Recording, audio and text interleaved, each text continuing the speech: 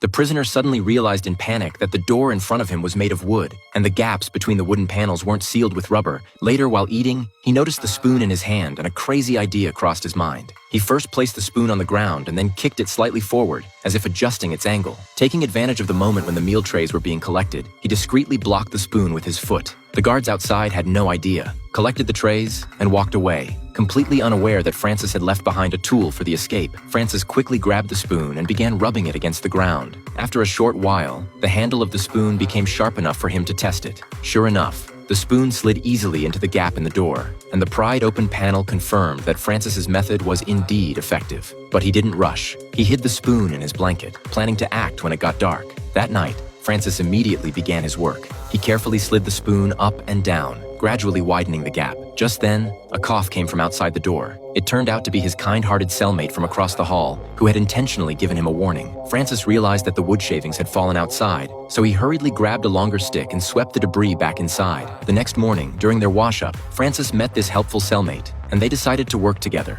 Over the following days, Francis accelerated his progress, with the help of his cellmate keeping watch. Even during the day, he no longer had to worry about a sudden inspection by the guards. However, as the gap widened, the risk of exposure increased, and he had to come up with a solution. He deliberately dirtied some paper, soaked it, and rolled it into strips to stuff into the door gap as a disguise. Then, he nailed a small tack into the door and hung a towel to cover the gap. This way, even if the door was open, it would be difficult for the guards to notice anything unusual. After 3 weeks of repeated effort, the gap was finally loose enough. Francis decided to try prying open the door. To his dismay, the spoon broke when he applied force. Frustrated, he wrapped it with a towel and tried again, but the wooden panel remained stuck. It seemed a single spoon wasn't enough. He would have to find a new one. The opportunity came the very same day during the wash-up. He easily acquired another spoon and quickly returned to his cell to try again. This time, he successfully pried open the door frame, but his force was too much, and the fallen piece of wood was too large. To avoid detection by the guards, he hurriedly placed the wood back and used a pencil to darken the gap, ensuring everything looked perfect. Francis secretly observed the layout of the prison and quickly identified the location of the guard room. So, one night, he gathered his courage, removed 3 panels from the door, and slipped out through the gap. At that time, the guards were typically in the guard room on the first floor,